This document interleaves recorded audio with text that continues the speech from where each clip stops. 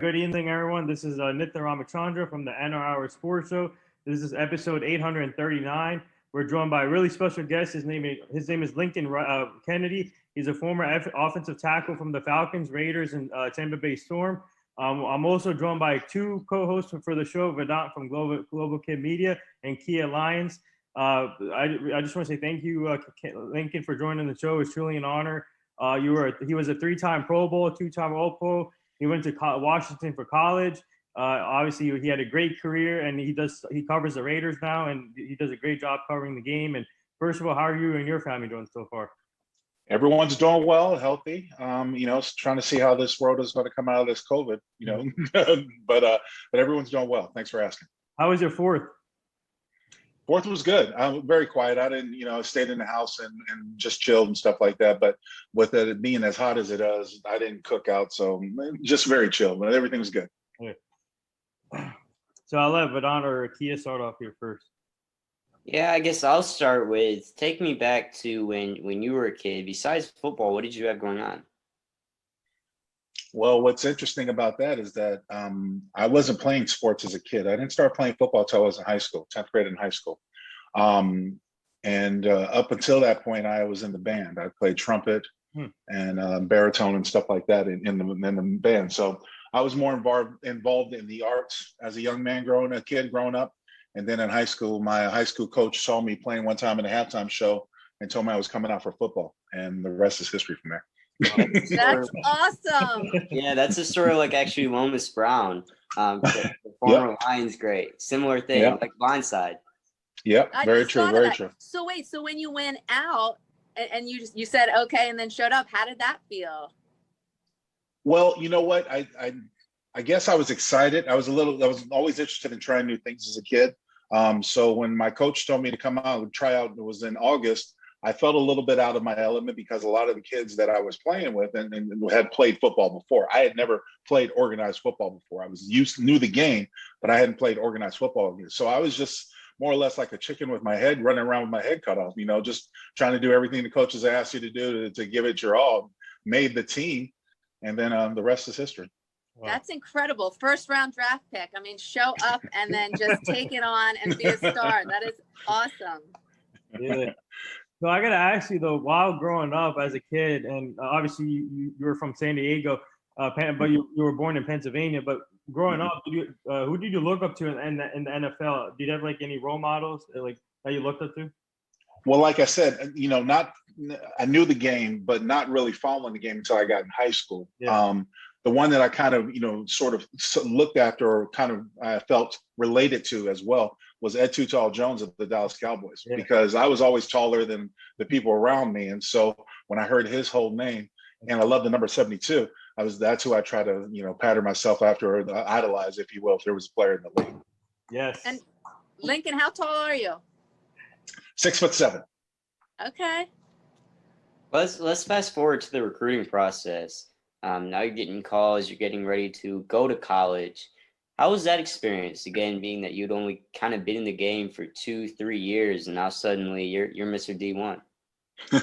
Well, I owe a lot of the credit to my high school coach, John Shacklett. He was very inspirational, my mentor, because he had been through it. He played football in college, played a couple of years with the Steelers and the pros, but he knew the game through and through. So he knew the whole recruiting process.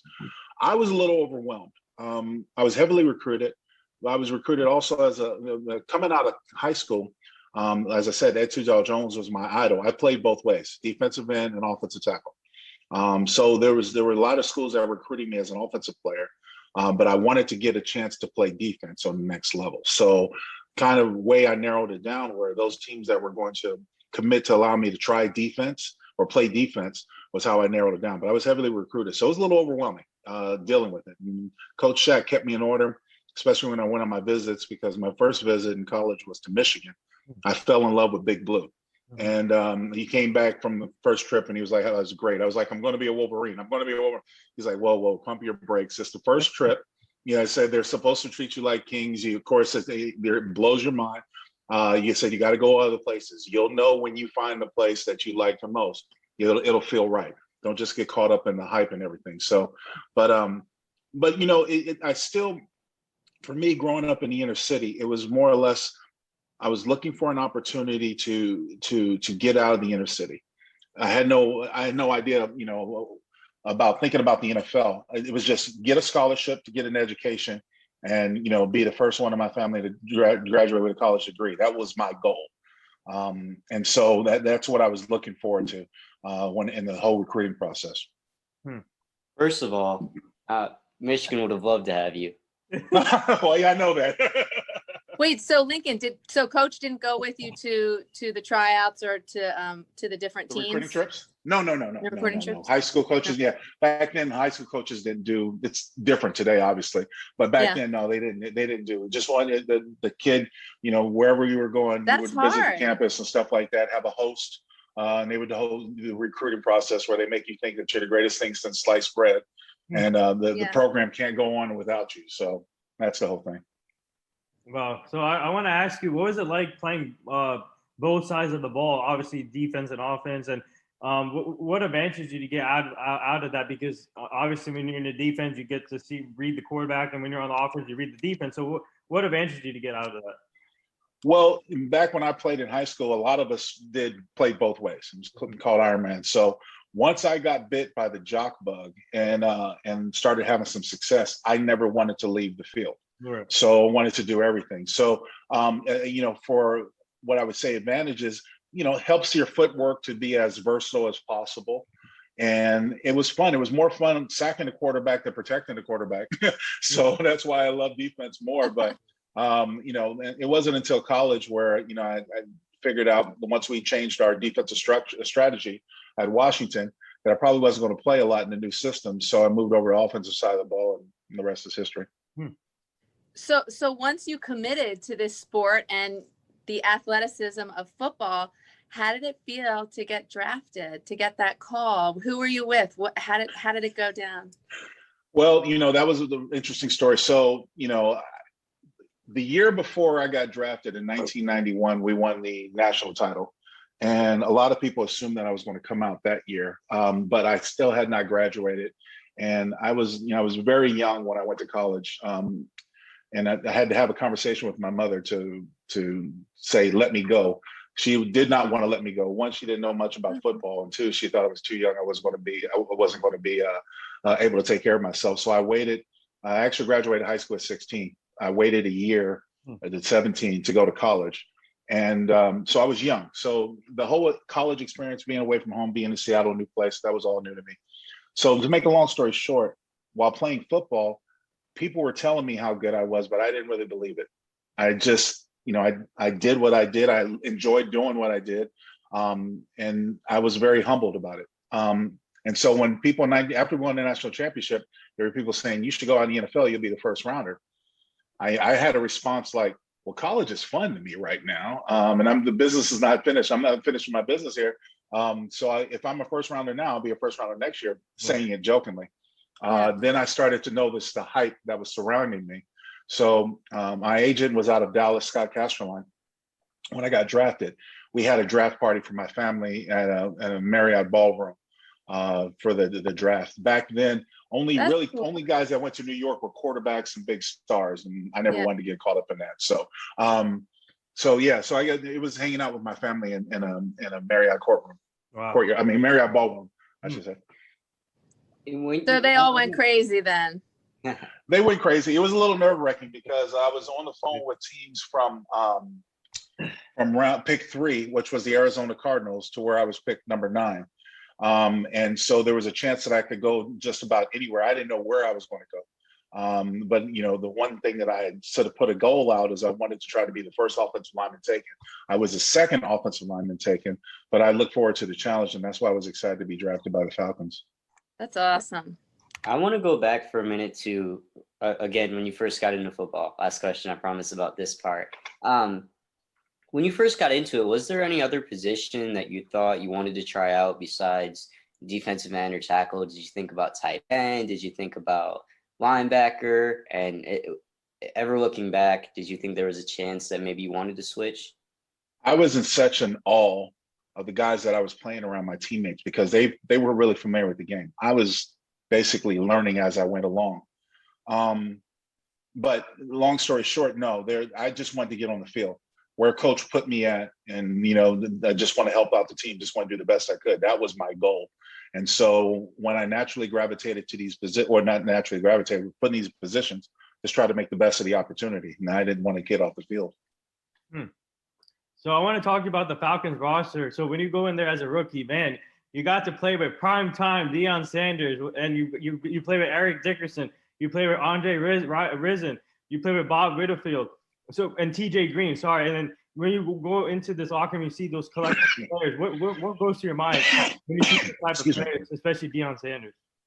Well, I mean, I didn't know about Deion until I got to the league. Yeah. And of course it was an awesome experience being drafted by a team and going into and seeing, this team holds you so valuable because they used the first round pick on you. They must think they're, worthy of you. Bob Whitfield and I were good friends because Bob went to Stanford and we kind of grew up in Southern California. So I knew Bob. So he was sort of my best friend. And the way the offensive line has always been is a very tight-knit unit. So Jamie Dukes, Chris Hinton, Mike Ken, all those guys became really familiar with it. But it was what was funny about, my Atlanta days is I remember there was sort of a separated locker room. Primetime had his clique. Wow. Deion Sanders had his clique and Andre Rison had his clique. Yeah. And what these guys used to do is they used to try to floss as much as possible with these elaborate suits when we went on the road and stuff like that. It would seem like a contest. But it really was weird because Jerry Glanville was the head coach at the time. He was in his own little space, little cuckoo, but for the first year.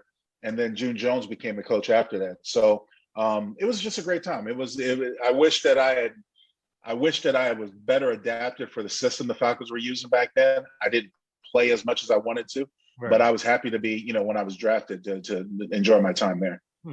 And how did you handle rookie camp, showing up there? That's a big new process, a new environment. There's a lot of pressure. There's a lot of pressure on the rookies, especially when you're a high draft choice. So I had to prove myself to a lot of defensive linemen. I had to prove myself to a lot of defensive guys that my value and my worth. So you got to hold up. You can't back down. You got to earn your respect. Right. And does your family come at all there when you go to rookie camp? Does anybody come for a little bit? No. Yeah. The old days of training camp, I think my first year, we had 6 weeks of training camp because we had a Hall of Fame game. So it's not like it is today where they barely have a couple of weeks of training camp. I mean, this is 2-a-days in the Georgia heat, from padded practices. I mean, you're going at it. This is Iron Man football right now. Wow. When you walked into the league, it was obviously, like Nathan said, a sack team with the Falcons, but now a little bit later, you find yourself on the Raiders, which is really where you started to take off. 3 consecutive Pro Bowl selections, getting to that Super Bowl.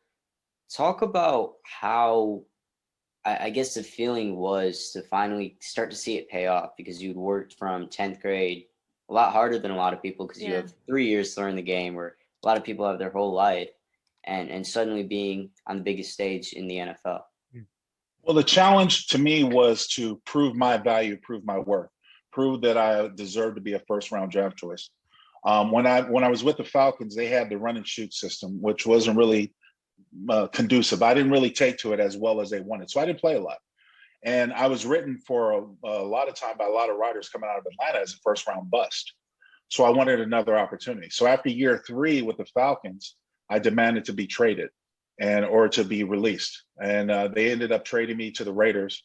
I was familiar with the Raiders and Al Davis and a number of their coaches, and I just wanted to play. So I took less money than most people in my position to get another opportunity to start and show my value. Yeah. And then the rest is history. Wow.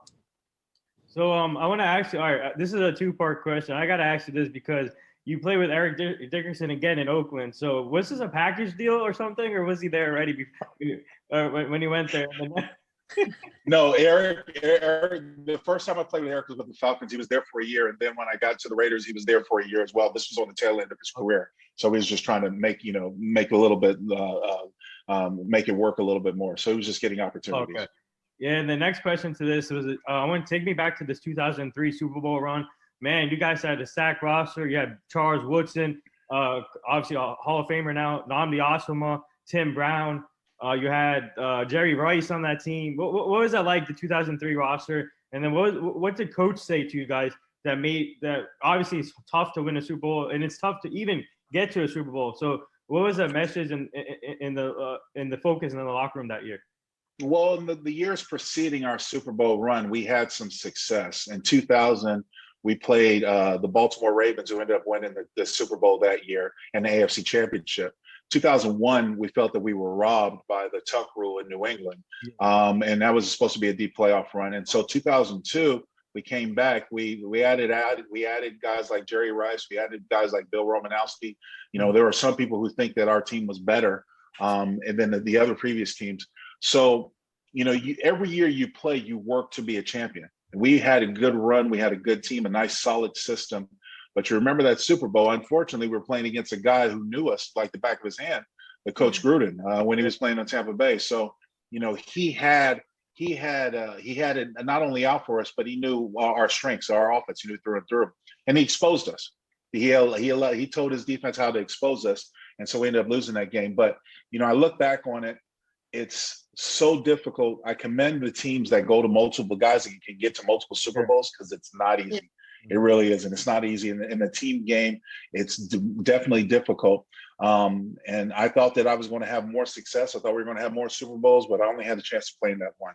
Right. Talk about the connection on and off the field with the teams. The team. You know, yeah, the thing is like, it's like a big fraternity. It really is. You know, all the guys who had success, be it in college or pros and, you know, whatever, we know each other. We see each other in passing and stuff like that, especially if we played against each other.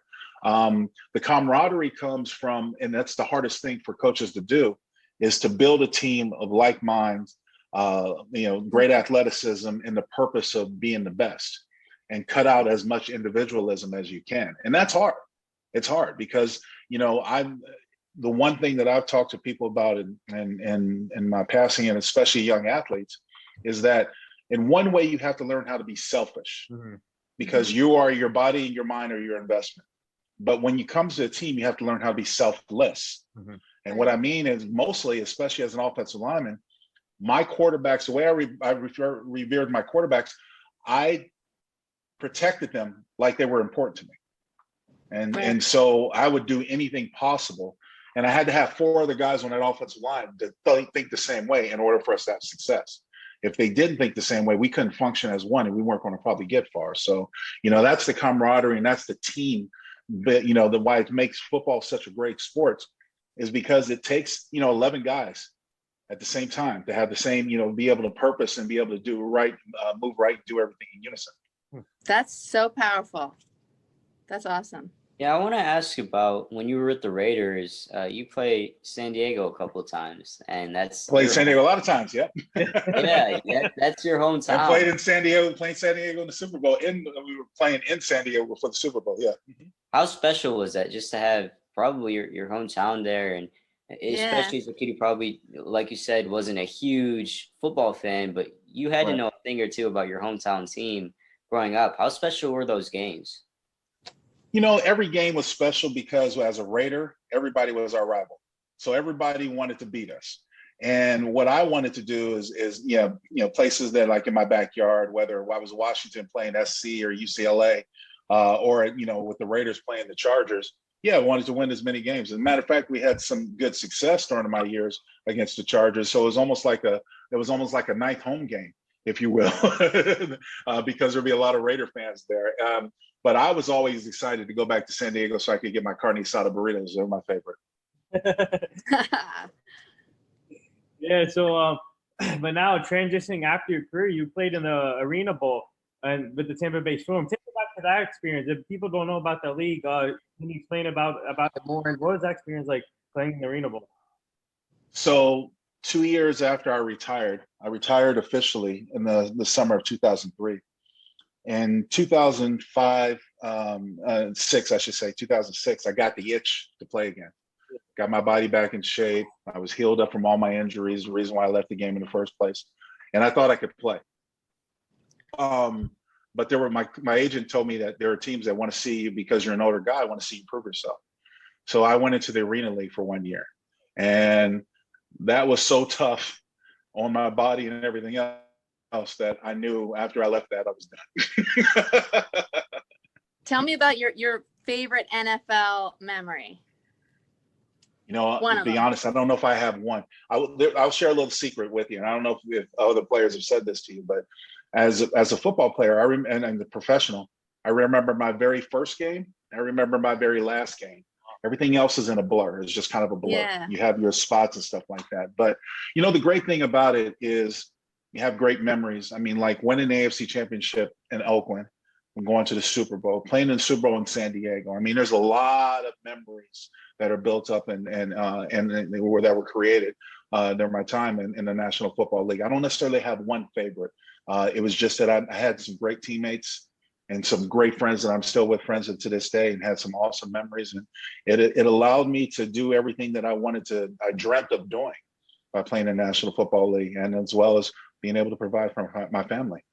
That's beautiful. So what was the first game like then? The first game was in Atlanta. I was playing guard, and Chris Mims, who was a defensive tackle for the Rams. I was the first play I remember, because I remember looking at his body and thinking that he was going to do one thing, and he was around me in a blink of the eye. And so I was like, oh, okay, this game is really fast. I better pick it up. But that was the very first play of the first game. We ended up winning that game against the Rams, but it was an eye-opening experience, especially getting my first start as a rookie. And then my last game, unfortunately, ended in injury in Oakland because I was playing against, I think it was Green Bay. Yeah, it was Green Bay, and it was a night game, and I tore my tricep. Ooh. And when I got to the sideline and talked to the trainers, it was like the second or third to last game of the year. We were having just a poor season. We weren't going to win in many games. We weren't going to playoffs. My trainer told me I had a torn tricep, and I'm like, I'm done. I'm not going to try to rehab from this injury. I'm finished. Well, you had a great run. Yeah, good run. Yeah, I want to ask about, of course, you kind of talked about trying to make a comeback at some point, but right now in the NFL, there have been a couple of comebacks for guys to leave and come back to the NFL. What are your thoughts on that, and particularly kind of highlighting around the Jags right now? To each his own. You know, when you talk about Tim Tebow, you see a guy, or if you're referring to Tebow, you see a guy who's, since he left the game, has tried various things, whether it's not only in the commentating world, he's tried baseball, you know, to each his own. Everyone is different. Football is a very tough physical game, and you've got to be in the right mind to keep it, and your body has got to be in the right shape to be able to sustain it. And because the long time, you know, pressure and stuff pounding that you're putting in your body, no matter what position you play, can take its toll. If you're capable or able to withstand that and come out, and, you know, after you come out, come back and get a shot and make the best of it, to each his own. I don't mind. What was your key to maintaining that balance, that mental focus when you were playing with everything that the key is to put everything in sort of position where, you know, the matter of importance. As I said, your mind and your body are your investment, but I was never sort of one of those, you know, gung-ho jocks where I had to do everything, you know, Right. sports wise. So in the off season, I got away from it. I got away and got it off my mind. And when you had to get prepared, I had to get ready for the next season. You had to build your body up. You had to get it in the right shape. Then it had its time, but it was never eat, sleep, and, you know, and think football all the time. It wasn't 24/7. So for me, that kept my mind fresh. And of course, reading the signs, as I got into the game, and I thought my goal was to be able to play 12 years in the National Football League. I got to 11. And by the time I was at 11, I was so worn down mentally and physically, I had to leave. My body was telling me, you have to go. yeah. So now looking back at your career, how grateful to be in this position. I have all your awards pulled up over here, so I'm gonna get this right. Yeah. You don't have to, but you don't have to. It's okay. These awards, what you guys got throughout your career, and you got the Jim Parker Trophy Award. Obviously, you're a 3-time Pro Bowl, and you got the NFL MVP award in 2002, 2-time Morris Trophy. You were in the College Football Hall of Fame. So how grateful are you to be in this position and to be able to play the game you loved and the game you didn't know until high school, and you proved everyone wrong. You worked hard. It's incredible. Well, thank you very much. I really appreciate it. Look, I'm internally grateful and humbled because all I wanted to do was do the absolute best I can, and to be rewarded with such accolades and awards and stuff like that, and to be, looked at and viewed and respected for my game. I'm appreciative of all of it. It's something that my kids think is pretty awesome too. But when they see all the awards, so sorry, sorry, my camera fell.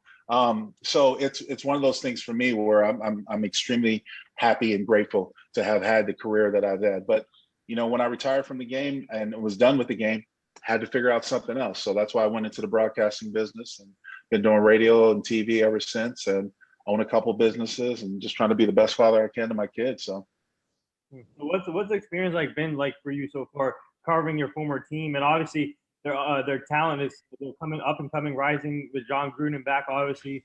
What do you like about covering this team, and what's it like being a broadcaster, covering the game in a different aspect now? Well, I love the game, and I know the game like the back of my hand, so that helps. And to be, able to, speak or articulate what goes on, especially on radio. For those who do radio, know how sometimes difficult it can be, the timing and stuff like that. So it's an art that I worked at for a very long time, but to develop my voice ever since I came out of the game. And when I got the chance to cover the Raiders, I'm still very close to the organization. Been affiliated with the Raiders for over 25 years. And since they took the chance on me and made me the sort of the name that you're referring to as far as a professional athlete, I've never looked back and taken anything for granted. So when they need me, I came running. Your story is such an example of being open to the possibilities of anything. And it turns out so incredible. What would be your advice to the youth or to guys just starting out?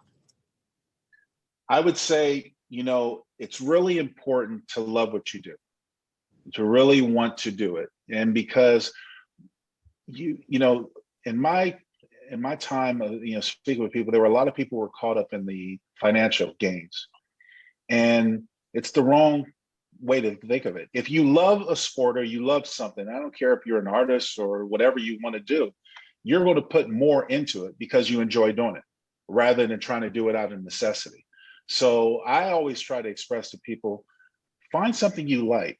Like I told my kids, I've got 4 kids and I've told them all, you don't have to play football. You don't have to play sports, but you're going to do something. And so, and I'm going to support it, whatever it is. And so I didn't want them to think, well, my dad was a football player. No, I've got 3 boys. They do love football. And my eldest is playing with Pittsburgh, and my 2 younger sons are coming up. But they also, I want them to enjoy other sports, because after I started playing football, I then tried out for the basketball team, made the basketball team. I did try out for track and field, did that all through high school, and then played those games and played those sports as long as I could. I mean, basketball was one of the main things that got me in shape when I was a football player. So I used to play pickup games and gyms and stuff like that. That was my cardio. So I would say that you want to do something you love. Yeah. So You've certainly done a little bit of everything, acting, covering NASCAR. Really just. Oh yeah, I was going to ask about the NASCAR too. That's awesome. What do you envision as next for you? Is it more acting? Are you going Hollywood on us? No. Those days are done. I'm an old man now. Okay. No, you know what? I had an arts degree in college, and so I dibbled and dabbled in the drama department and was intrigued by acting and stuff like that. So I had some success in there, but nothing else. As I said a moment ago, I've got a couple businesses. I own a couple restaurants. I own a restaurant in Vegas. I own 2 restaurants here in Phoenix. I also have a cigar business, cigar connoisseur. So I have my own cigar company, as well as just finished a book that you guys were talking about, and If These Walls Could Talk, by Paul Gutierrez, that'll be coming out this fall. So, and trying to be the best father I can. I'm very supportive of my kids and everything they do. So I have to be there for, games and all the stuff that they're doing, concerts and stuff like that. But, enjoying life to its fullest. I commentate for the Pac-12, so I'm going to call 12 games this year, college football games. And then, of course, the Raiders, all 20 of their games on radio. I keep myself busy, but I'm well content. That's awesome. Yeah, so now we do this fun little segment on the show. It's called the Rapid Fire segment. You ready for this? I don't know. Am I? Should I be? You're ready. You're ready. Okay. All right. You're ready. You're great at everything. You are greatness. Oh, well, thank you. I appreciate it. You Thank you. got this. This is just the fun part. Okay. Start off with your bird. Where's your bird at? Oscar is outside in his cage. I'm in my office right now. He's not in here because he would not allow me to conduct this interview. If he was in here, he'd be going crazy. So I got a question about a little bit of a restaurant kind of a thing. I know you have some records as far as food goes with sausage hunks at a certain restaurant. We don't have to get into it, but did you watch the hot dog eating contest yesterday? Yes, you should get into it because he's laughing. no, I did not. No, you know what? That was, oh gosh. So the story about Schulte's real quick. My fellow tackle in college was Supeli Malamala. He's a big Tongan like me. We were both tackles. So he told me about this sausage restaurant that was on the University Ave. He's like, you got to come over and try it. And so we did it. And then the next time we went in, they were talking about the record. At the time, there was somebody who ate 10 sausages in an hour. And Soup, that's why I call him Supeli, I call him Soup. Soup said, man, we should try the record. I was like, all right, I'm down, let's try it, give it a try. So we started eating, and these were some big, thick sausages with buns and everything. You had to eat the whole thing. About halfway through, Soup tapped out. He's like, I can't do it. He had got like 4.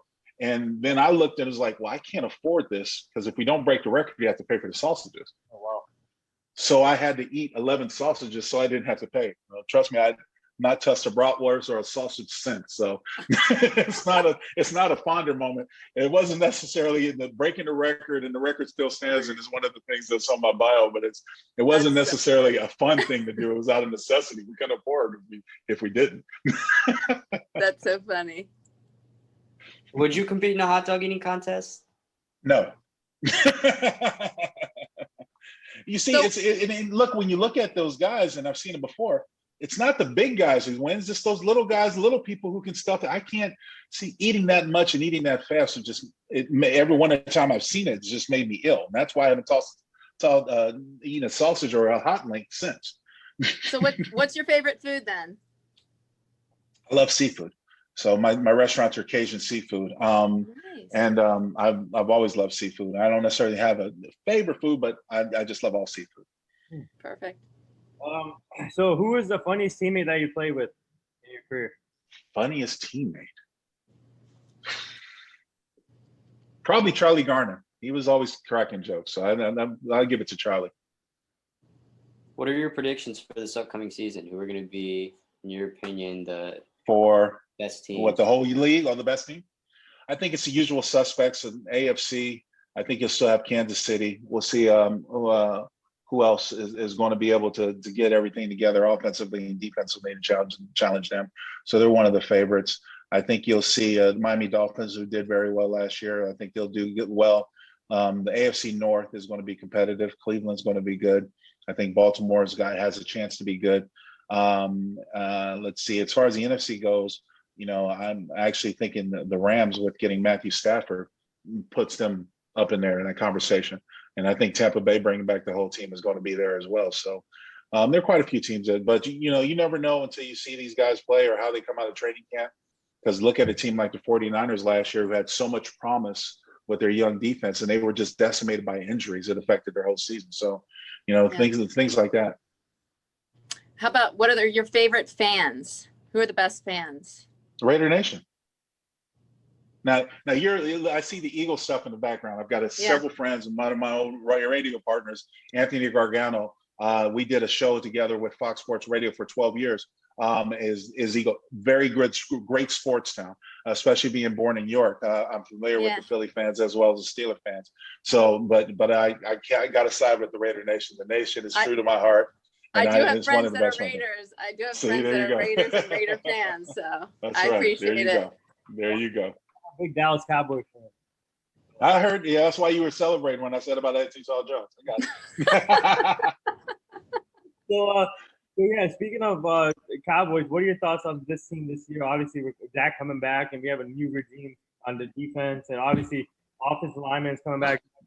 Tyron Smith. What are your thoughts on this Cowboys team?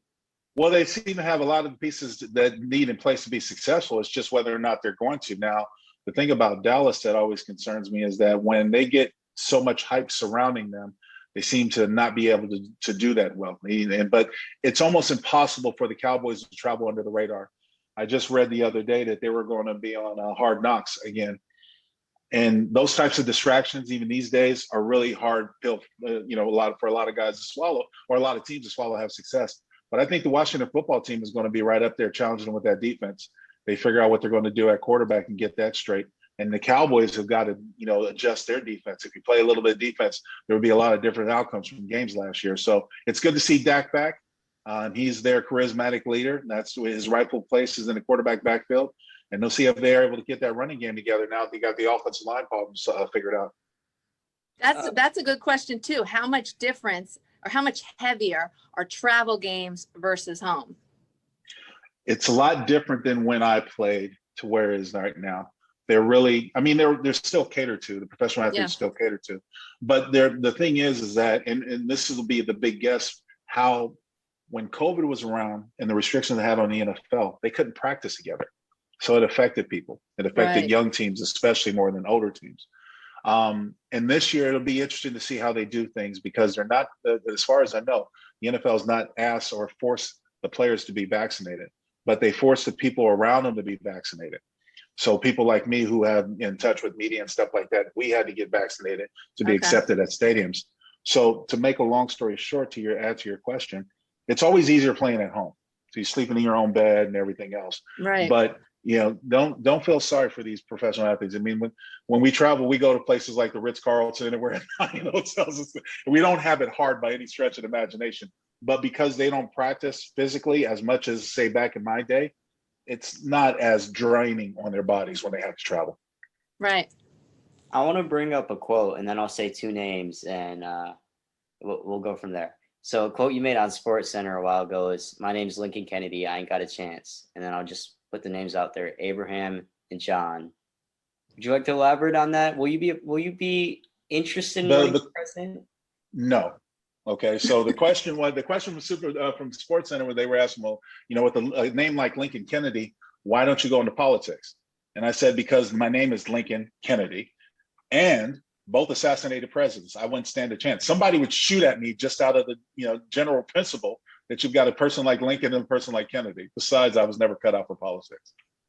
You have a great name. I love it. Well, I love it. Thank you. Thank you very much. Yeah, so I want to ask you about the Raiders since you cover them. Obviously, you have tight ends like George Kittle, Donald Smith, a lot of great tight ends out there. But I want to get to Darren Waller. What's it like covering a guy like Darren Waller? This guy's a stud when it comes to tight ends. It really is special because to me, Darren is one of those what we call tweeners. He's fast enough to be a wide receiver. He's big enough to be a tight end.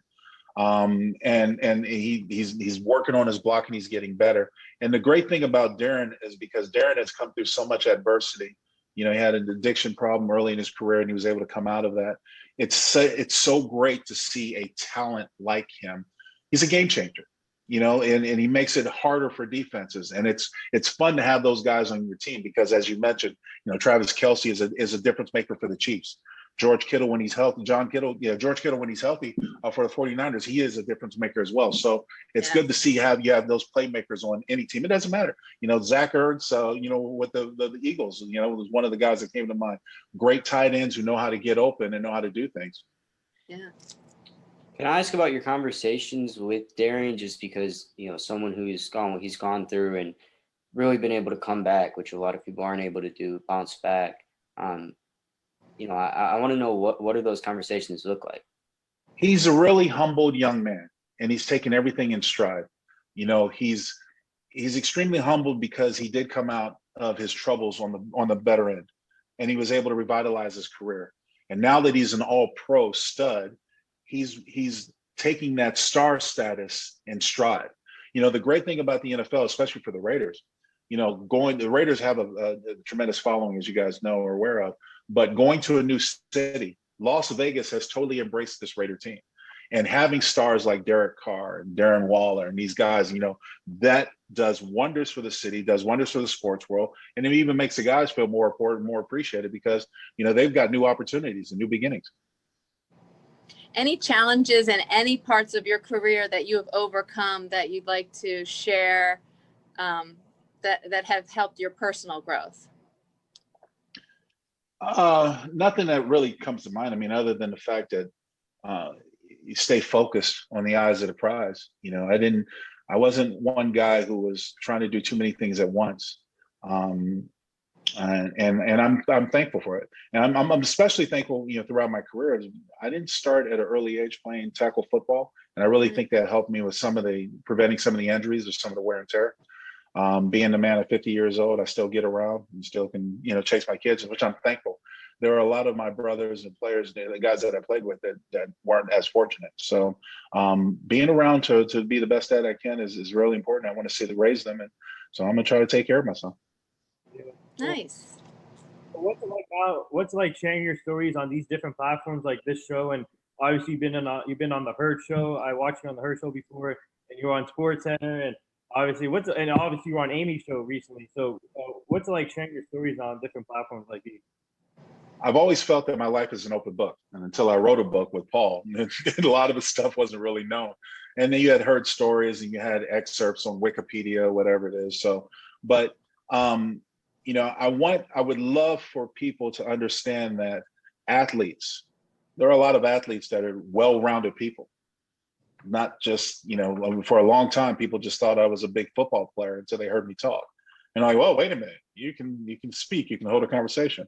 And I don't, so stereotypes like that, I always want to debunk, especially when it comes to Black athletes and more importantly, offensive linemen. So, it's things like that. So anytime I get a chance to share my story or share parts of my life, it's always fun to give something back.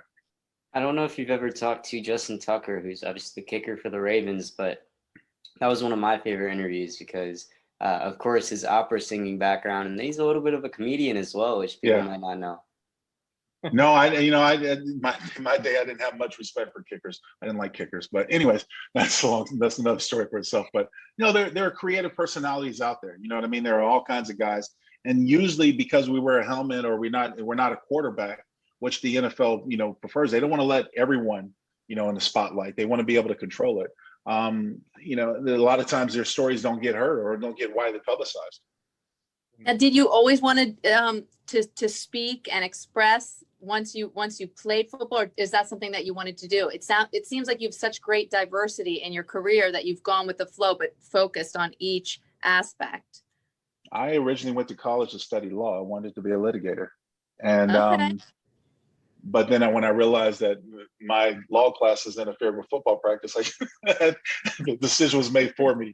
You're here in college to play football. So I went into communications. I had no idea that I was going to go to broadcasting. Okay. I really didn't know what I was going to do after football. I was so beat up. And so I didn't really have any idea. The NFL Network actually gave me my first opportunity. Then when I retired, my first year was 2 years. We're in the broadcasting Total Access with Rich Eisen. I worked on the NFL Network. So that was sort of my introduction to commentating or broadcasting. And then I eventually got into radio and calling games, and here I am now. And how did that first time go? It was easy because we're just talking football. So just like we're here right now, just, talking to shop. I mean, when you bring up a subject, you give your opinion on it or you do your research and stuff like that. So it was easy. It came naturally. The challenge was going into radio, working for Fox Sports Radio, because I knew football and basketball like the back of my hand, but I did not know about NASCAR until I got into it. And I did not know about baseball and hockey and the other sports. And that was the reward for me when I went into radio, because I had to learn about those other sports. I had to pick up periodicals, learn the players' names, teams, history about it. And I've always been a little bit of a nerd, a big nerd. But that's what the reward was, is understanding. Like being out on Fontana and NASCAR, an actual race, smelling the gas and everything else it was really exhilarating and really fun. And I learned a lot. I'm reading your book. Your story's an incredible one. It seems like everything that you do is easy, and there's something magical. I can't wait to read your book. I appreciate that. Thank you very much. Very cool. I can't wait the book. I mean, the book is already published, right? Or still? No, it's not published. It's finished. The manuscript is finished. It's in with editors. It'll probably be released. I'm reading over some stuff now. We'll probably do in September when the football season comes around. Yeah. Cool. So obviously by the way, I gotta say Rich Eisen is a legend. So I gotta say yes, he is. And he's a great guy too. We play poker a lot. but he does a great thing with the 40-yard dash to Yeah, the charities. Yeah, very true. Before we get to the last two things, I have to get to your cigar collection because my dad, all my uncles, my dad, my friends, they all smoke cigars. They all smoke Colombian. What do you like? So I'm a more of a Nicaraguan or Dominican fan. My blend, I've had a cigar business. Well, actually, kind of backed off of it due to COVID, but I've had a cigar business open for the last 10 years. I've been smoking cigars longer than I want to admit publicly. But my cigar blend is a combination of Colombian, Ecuadorian, and Dominican tobacco, and it's a patented blend, and it's very small boutiquish. I don't put it out to a lot of people because the demand is crazy, but it's more of a fun hobby than anything. So it's than a business. I just happened to patent some blends because I knew a great deal of cigar makers, and their rollers could put some stuff together for me. So that's what I like to relax on at night. So the last two things here before we let you go, and our team is part of this foundation called the Hugh Jackson Foundation. I'm sure you know him, Mm-hmm. Former NFL coach. He's now the offensive coordinator at Tennessee State with Eddie George, and we're trying to help him prevent human trafficking, making sure the community stays safe and kids stay safe. So I'll send you his foundation so you can go check it out. And, I appreciate that. Look forward to it. and the last thing here, would you like to say anything to all the nurses, doctors, and essential workers right now? Well, you know what? I really commend the civil servants, the police, the firemen, as well as the hospital workers, because, we recently experienced something that was unprecedented in our lifetimes. A lot of us, a pandemic that shut the world down, and people being healthy, responsible, and coming out on the other end. It's good to see that life is returning some sense of normalcy, but we wouldn't be able to do that with all the hard work and dedication of the healthcare workers, especially. Yeah, well said, and there it is. That wraps up episode 839 with former NFL offensive tackle Lincoln Kennedy. Go follow him on all social media formats. He does a great job covering the game now with the Raiders. What a great career. Like I said, three-time Pro Bowl. He played in the Super Bowl in 2003. A lot of great players and coaches. Keep up the great work, Lincoln. Good luck this season as a broadcaster. And like I said, the Raiders are aiming high, and I think they're going to have a great season. And you and your family stay safe. And thank you again. And we would like to have you back so you can meet the full team. Well, you know what, to you guys, I really appreciate you guys giving me the time and the platform. And so I hope you and your families and everything and all your ventures turn out to be profitable and worthwhile for you. Thank you so much. Okay. Thanks, Take care, Lincoln. guys. Thank you. Have a great one.